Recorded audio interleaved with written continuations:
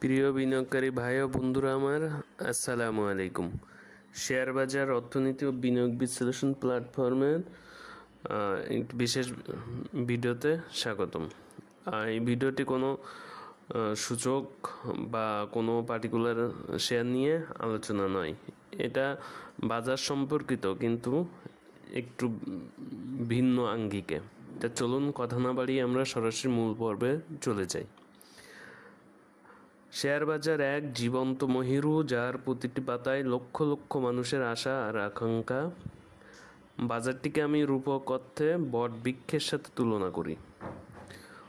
বট বৃক্ষ যখন ফুলে ফলে ভরে যায়, তখন চারিদিকে পাখির কলকাকলিতে আনন্দের ঢেউ বইতে থাকে।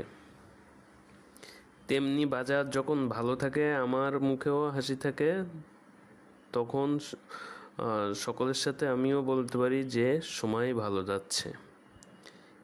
কিন্তু প্রকৃতি যেমন সর্বদা এক থাকে না, তেমনি এই বাজারও বর্তমানে পরীক্ষার মুখে ফেলে দিয়েছে। প্রকৃতি গোমরা মুখ নিয়ে বসে থাকে না, ক্ষণিকের মধ্যে আবার তার স্বাভাবিক ধারায় ফিরে আসে। তেমনিভাবে আমাদের বাজার থেকে কালো মেঘ কেটে যেয়ে আবার নতুন সূর্যের আলো ফুটবে খুব তাড়াতাড়ি, ইনশাআল্লাহ। ধৈর্য ধরে অপেক্ষা করুন, বাজার আবার তার আপন গতিতে শক্তিশালী ও দৃঢ়ভাবে উত্থানে ফিরে আসবে, আগের চেয়েও বেশি মজবুত আর প্রাণবন্ত হয়ে। শেয়ার বাজারে পতন মানে সবকিছু শেষ নয়, বরং একটি নতুন শুরুর ইঙ্গিত। ধৈর্য আর বিশ্বাস নিয়ে যারা এই পতনের সময় টিকে থাকবে, তারাই পরবর্তী উত্থানের সুফল ভোগ করবে, যেটা আমরা গত 1-1.5 মাস দেখেছি। এই পতনের মধ্যে বিচলিত হওয়ার কিছু নেই, আর পতনও বলবো না, কারণ একটা দীর্ঘ উত্থানের পরে মাত্র 3 দিনেই নেগেটিভ ধারায় চলে গেছে। আর এটা যদি দীর্ঘায়িত হয়, সেটা তার লক্ষণ সামনের সপ্তাহে